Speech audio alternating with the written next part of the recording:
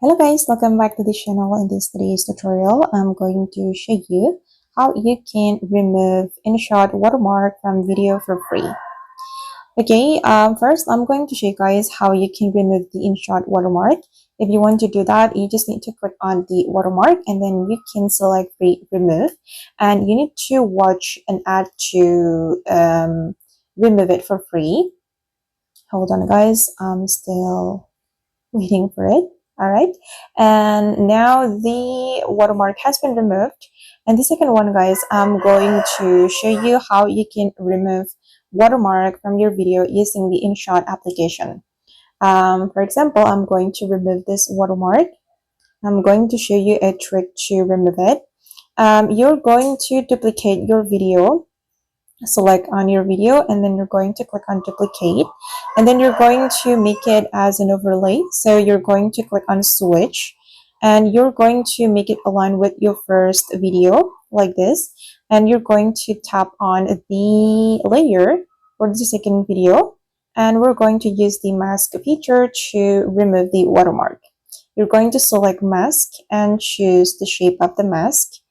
I'm gonna go with this one, the circle, the oval mask, and then we're going to adjust the size of the mask and take another part of your video to cover the watermark.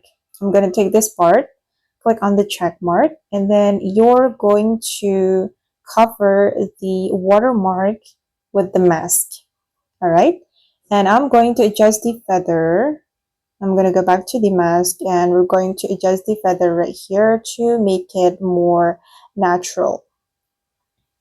Okay, I think it looks better than before. You can also adjust the lightness just a little bit. Okay,